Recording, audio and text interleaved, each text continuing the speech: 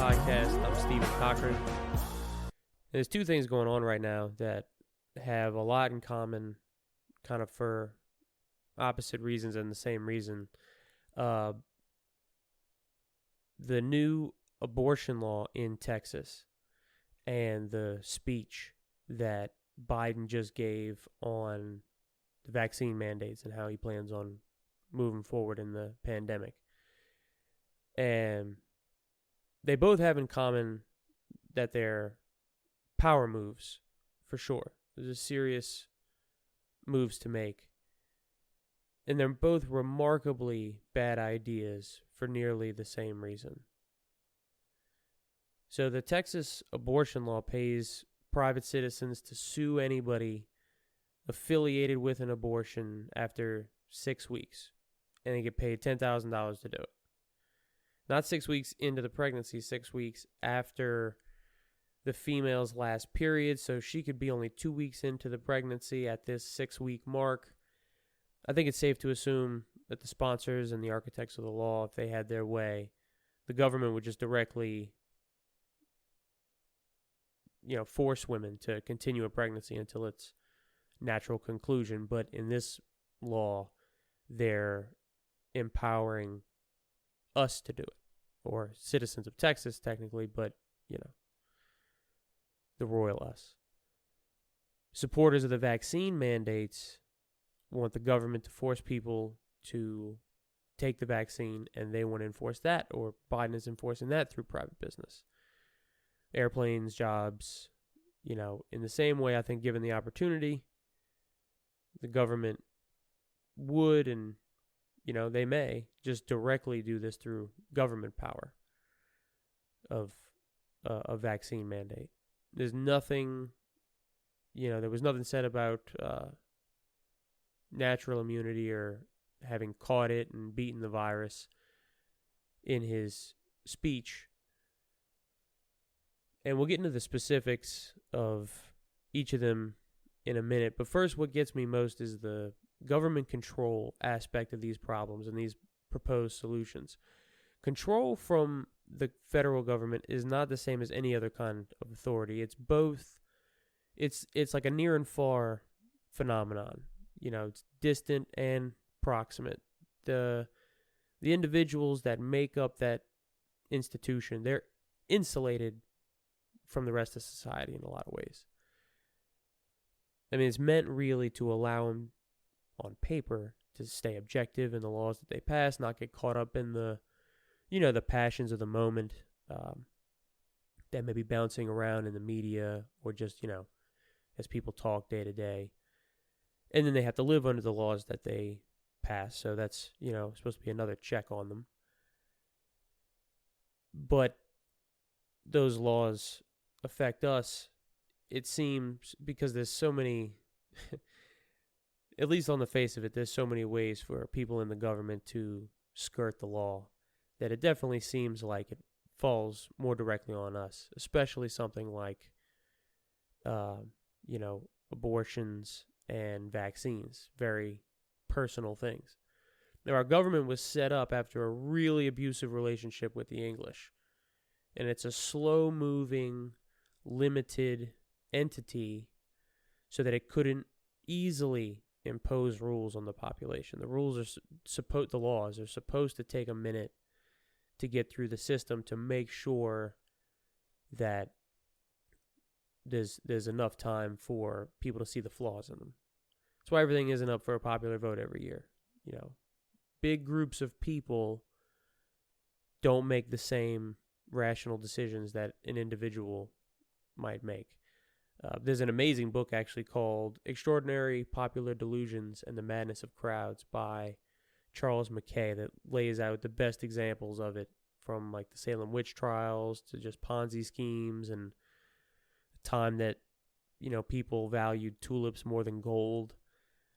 But the setup for our system was so that we could always hug that line between being capable and clumsy as a society. It's the trade-off we have in the documents.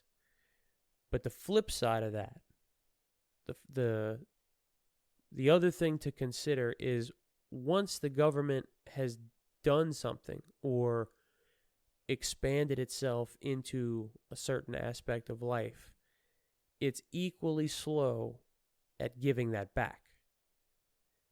It will exercise that power in the future. The mob psychology idea works for them as well. It's a big institution. You know, if you think about just the legislative branch, 435 people that are passing laws. They're not going to be as rational as an individual either. That's how if you read any legislation that gets passed, you'll see that half of it is shit in almost any bill. So once they get a power and it's on the books, they have it. That's not the way there was a lot of limitations put on the federal government in the beginning. And a lot of those have gone away, some for good reasons, some because times have changed and the government needs to have authority and say so for everyone's benefit. Some not good, like the War Powers Act and things like that.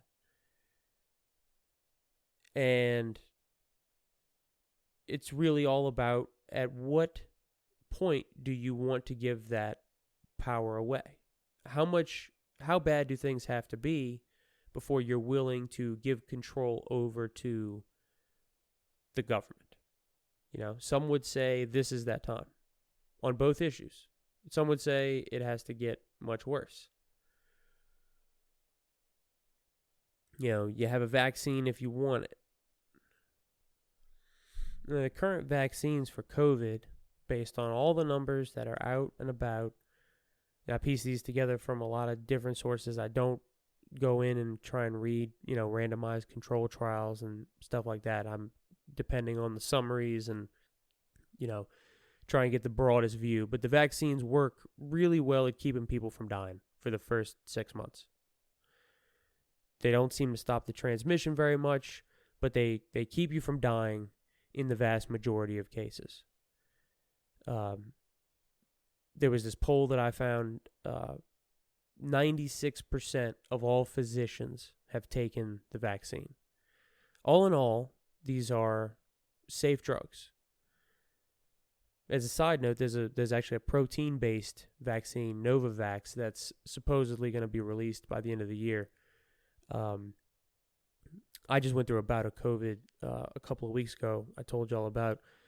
So I have some time for immunity. I'm not sure how long. Had it last year, got it again this year. So obviously it's not permanent for me. And this protein-based vaccine, I'm either going to get that one or I'll get the Pfizer at some point in the near future. And I'll add a link about the new one because I know there's a lot of people that are concerned about the new technology or the newer technology of these mRNA vaccines, which, that basically it seems that the protein-based vaccines, they just take dead virus, a weak virus, and inject that in you, and your body learns how to fight it that way. And these mRNA vaccines, they inject instructions into you, and then your body makes the protein that it's told to make, and then your body learns how to fight that, that way. So it seems like this is going to be a disease that sticks with us one way or the other. I've had it twice, miserable both times. Didn't go to the hospital, but I was as sick as I've ever been at home. My wife had a really rough time with it. My kids were fine, but it's a remarkably effective virus. So after 2 times of getting it, I'm going to try the vaccine and see if, that'll, what happens next year, basically. But with the mandates, you might well say, well, there's vaccines that are currently required for kids to attend school or join the military. True. But then we go back to the newness. It hasn't been a long time since these things have been around. And the context matters. But before we get to that, I mean, if you take the number of confirmed cases and deaths this disease has about a 1.5% mortality, which is high. That's to me, that's a big number. Now, that can't actually be right because so many people get it and spread it without any symptoms that there's no way to know how many cases there are. And then same with the deaths. We did a piss poor job of testing this in the beginning. So there's got to be a lot of missed deaths and the craziness. There's got to be some misdiagnoses. And there's a lot of people that come up with ways to estimate those numbers. I'm not qualified to pick one of them that's done a good job with that. So I just deal with the numbers that we all have, the Johns Hopkins data. And it's 1.5%. Diphtheria is a required vaccine for schools. Its mortality is between 5 and 10%. Whooping cough is required. That mortality is 0.5%. All those cases are among infants. Tetanus is required. That's 7.2%, but that mostly affects older people. And then measles, mumps, rubella, those are all low in the single digits of mortality, but they all occur in infants and young kids. Or they're the worst for them. But these are all actual virus. They've been weakened or killed in a lab to get the immune response. It's the old school way of doing it. They were all made in, anywhere between the 1920s and the 1980s. Lots of time to see these vaccines be available. It's not an apples to apples comparison when you say, well, this vaccine it's okay to mandate because we have all these other vaccines that are mandated. You can't be that way with something as personal as taking an injection. And if you're part of the right kind of religion, you don't have to take any vaccine, which is another problem. It's not a problem because I don't think there should be a mandate for anybody, but when you say everybody has to do something except people that really believe that they shouldn't, well, whether or not you attach faith in a God to that doesn't make any sense. I mean, it's a very small number of people that use that exemption. I'd bet that number is going to grow now for this. People are going to try and, see if their religion will allow them to be exempt.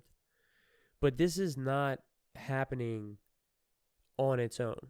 The pandemic itself and the vaccine. The context of this story really matters here because we can't just think about the right now. And I am not a fan of inserting long-term solutions into short-term problems, but short-term solutions I think we've got. Now it's time to start thinking about implementation of those things and what's best for the long term. But this story surrounding this virus, along with everything else, is a victim of the time that it happened. And we are as well, I guess. But this came up in the middle, or not in the middle, but near the end of the 4-year constant, incessant battle between the formal national news outlets and the Trump administration over what was true and what was lying and what happened and didn't and who was involved and what fake news, all that bullshit. And it tainted everything for that 4 years.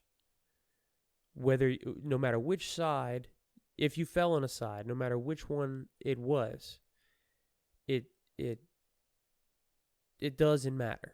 We have to recognize that was the reality for many, many people, is half the country or half of the people that get that involved in politics are on one side, the other half are on the other side. If you don't think that matters, imagine if Trump had won in 2020, okay, and the vaccine had come out, and he'd, be calling it the Trump cure, or the Trump scene or Trump vaccine or something. He'd have come up with some line advising everybody to take it, patting himself on the back for its creation, as he often did with things. Do you think there'd be... let me put it this way. I think there would be a much different ratio of Democrats and Republicans that have and have not gotten vaccinated. It wouldn't surprise me if you had Nancy Pelosi trying to push ivermectin in that situation, because everything was like that. So to take the vaccine, which comes out of that, comes out of Operation Warp Speed and all that the Trump administration had to do with, and put a Band-Aid on it, is going to fuck us up for the next pandemic. The best thing you could do right now is have it be out there on offer, and whoever takes it, they will survive. If you want it, take it. A lot of people, most people that don't take it will survive. The mortality of this virus is not such that it's going to take out 5%, 3%, 10% of our people. Have it on offer, but do not force it. Because when the next one comes, and it is 5% or 7% or 10%, you're going to need that little bit of trust you started to get back. I mean, it has to happen at some point. And look, force has to happen sometimes. And we'll get to that. And I've heard from some people this idea that, okay, if you're not going to take the vaccine, you can't go to the hospitals. We don't stop people that have smoked cigarettes from going to the hospital when they have cancer. So I don't want to hear any of that. And maybe we'll talk about that in another episode. But, it's... You just put it out there. If you don't take it, you can do these things to keep yourself from getting fatally ill. We've done the research. Here it is. Make your choice. We just want everybody to do what they think is best for themselves and their families. And that's it. Imagine if you were told you could only buy one type of car.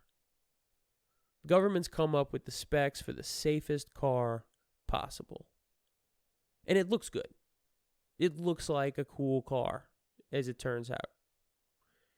And a lot of people want it. So they say this car is now the only one that's allowed on the road. It's to decrease traffic accidents. Cars put 4 million people in the hospital every year with moderate to serious injuries. We all know it's comically easy to get seriously injured in a car crash. And 40,000 people die every year from it. Almost 1.5 million around the world every year die from some sort of car accident. Every 24 seconds, someone dies from a car. But here's the problem. You don't want to drive that car. You're like, no thanks. Don't want to drive that car. And they'll say, well, look, you don't drive this car, and you can't drive. We're not allowing any other cars on the road. You might say, well, that's bullshit, but you've got the guns. So fine, fuck it. I'll just ride my bike. No, you can't do that. With all these cars around, you might get hit and killed. In fact, it's really probable you'll be hit and killed, even though those are the safest possible cars. And it would be your fault. Even if you're not killed, you could go to the hospital. And then we have to take care of you. The driver of the car will be fine, but you won't. And then if all these other people see you riding your bike, they're going to want to do it. And then they're going to get hit. Driving a car is not a right. We aren't owed a privilege to drive. But I bet most people would be furious at that. Rather than that, they should just say, we have this car. It's the safest possible car you can drive. Here's who made it. Here's all the specs. Now, if you're not comfortable for whatever reason, any car you drive will be a less safe car. But here are some things we also have to make it more safe. Airbags, seatbelts, strong frame. Won't be the safest, but we assume that the vast majority of people are just trying to have some level of safety. But some people are just going to ride their fucking bikes. You don't want to give this power to the government. Or with the other issue from Texas. And you really have to stand in awe at the differing views when it comes to abortion. It looks to be the truly unsolvable problem, and that's not at all surprising. There isn't much all people agree on, but on the short list regards the well-being of a child and, the specialness of motherhood. It has cultural implications around the world, religious implications, ethics and morals. It's got everything. It's very unsurprising that there's so much back and forth. For many people, the termination of a pregnancy at any stage represents nothing but taking a life. Doesn't need to be any more complicated than that. Can't be more complicated than that. Beliefs normally entrenched in the religious minds, God of one name or another created people, so life is sacred. Abortion is immoral. Abortion is murder. Some people even take the position that it really is the legal equivalent of murder. But like everything else, there's a spectrum. At one end of the people who believe with equal conviction that pregnancy and giving birth are a personal, are such a personal thing it shouldn't be interfered with or controlled by anybody except for the woman that is pregnant. It's her decision alone whether the pregnancy will continue. It is her body, her energy, her health that will be needed and stressed and damaged by this pregnancy. I mean, we paint a really rosy picture of the 9 months that lead to a baby, but factually, I mean, it's an extremely painful, stressful process that takes place. It takes a real toll on a woman's body. I prefer to think of it as 270 days rather than 9 months because it just seems longer, and that's, it's not just this, really pleasant experience. But those are the sides, generally. But there really aren't two sides. There's 200. People think we should have different cutoff dates. They're pro-choice, but they want to have, some restriction on it for when you can get an abortion. 43 states, actually, have laws about when an abortion shouldn't be allowed anymore. Usually unless the mother's life is in danger. 20 states have it cut off at viability, which is when the child could survive on its own if it was removed from the womb, and it refers to something like 24 weeks. But the survival rates at that stage are really low. So it's nearer 30. Damn near all the other states have it at 20 weeks. Texas was at 20 weeks before this new law. And they also have a lot of states that require counseling and waiting periods after the counseling. And point being, we all know how difficult an issue it is. It's not as simple as saying that the God you believe in made all life and all life is sacred. If you don't believe me, have a chat with the same folks about capital punishment, and they're really quick to offer exceptions. And it's not as easy as saying that the pregnant woman is the one creating the child and the decision is hers and hers alone. I mean, there's a father involved. He contributes, should have some sort of input. Society has a stake in this. I mean, the line of when we start attaching ethics and morals and that reasoning to life is unclear, but we know one exists. We wouldn't hesitate to deny a mother the right to determine if a child even 1 minute outside the womb, whether or not they were a person and deserved ethics and protection. But does that dignity start at that moment? Does it start at the moment before? Does it start a month before? Does it start at conception? All that, you take all that baggage, all that comes with the hundreds of millions of people that have opinions about this in our country. Take all that and pack it into a law that pays people to find, track, spy on, report their fellow citizens. $10,000. What kind of people will that attract? I did an episode not that long ago on the online detective people that are searching for the folks that participated in the riots on January the 6th. This is as bad an idea as that with a reasonable exponent. To take all of the emotion and anger, rage, righteousness that is attached to this issue and put it out in the populace with a $10,000 target will lead to extremely bad outcomes. The difference is that these are policy choices we're talking about. Nothing I'm saying has anything to do with which side of these decisions you fall on. Vaccinated or not, pro-choice or not, doesn't matter.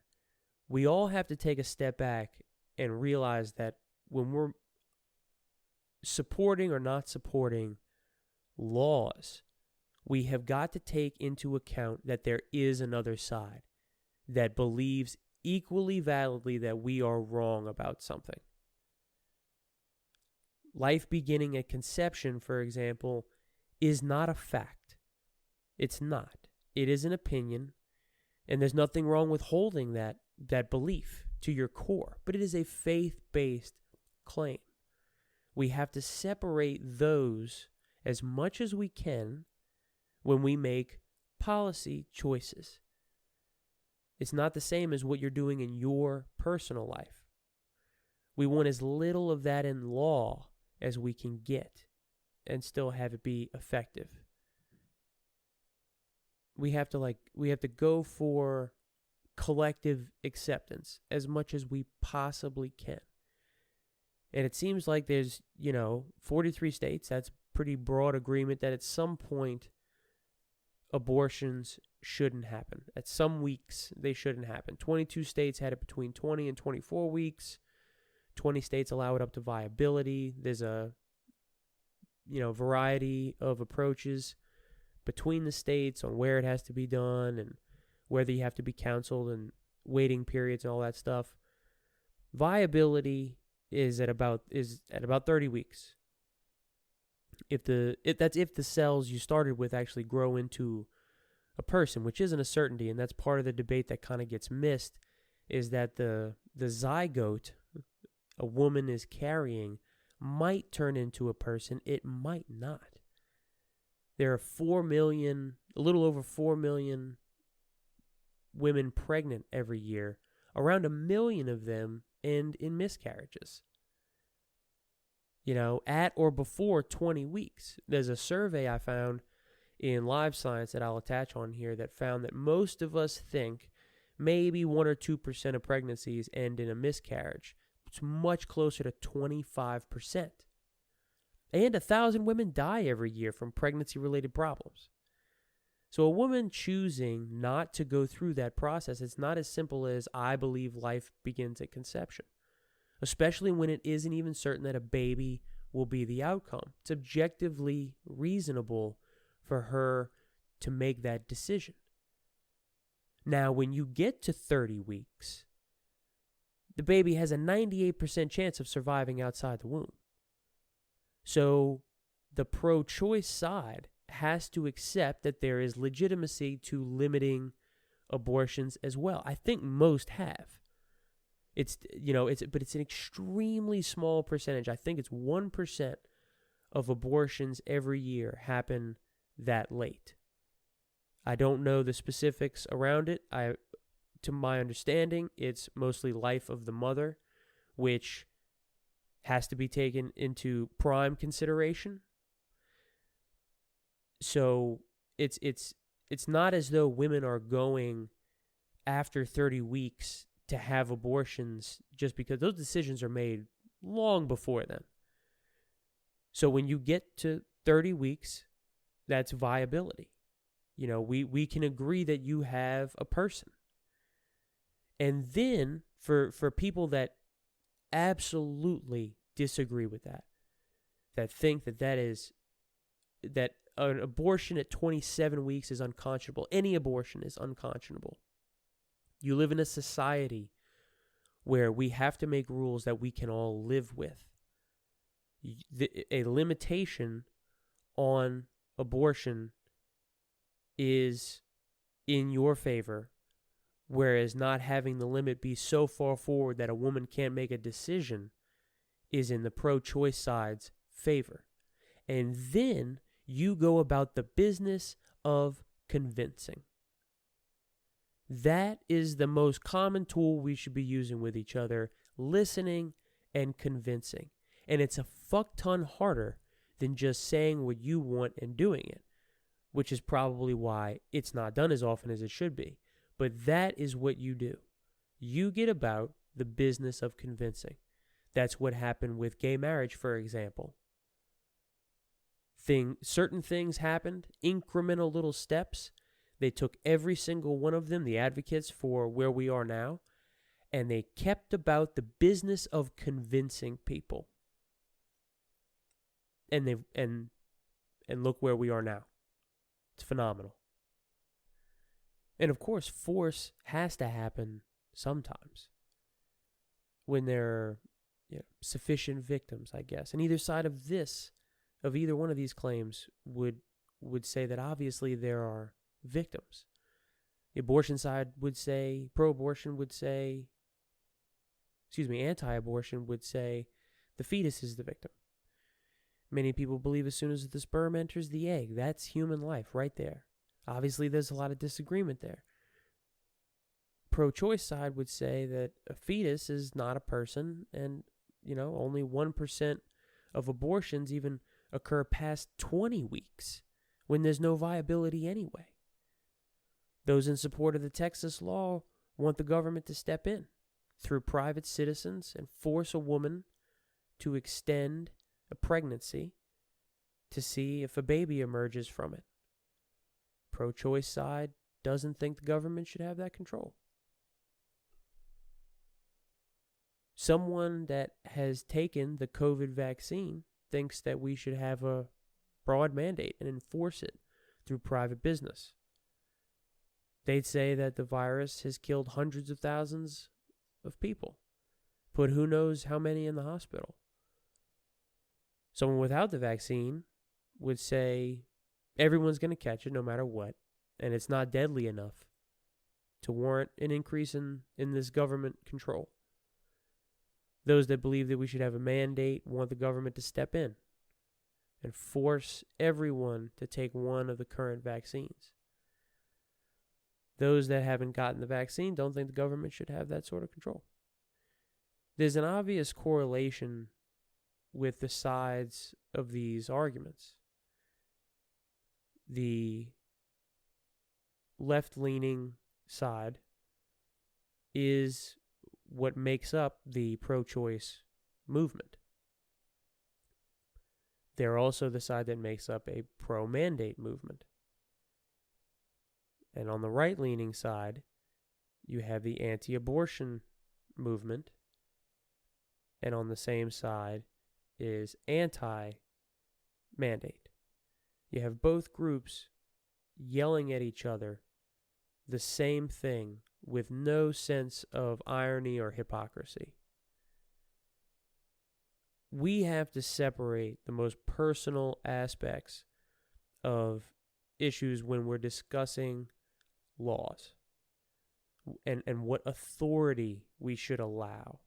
There is such a diversity of personal opinion of everything, let alone something like abortion or personal health.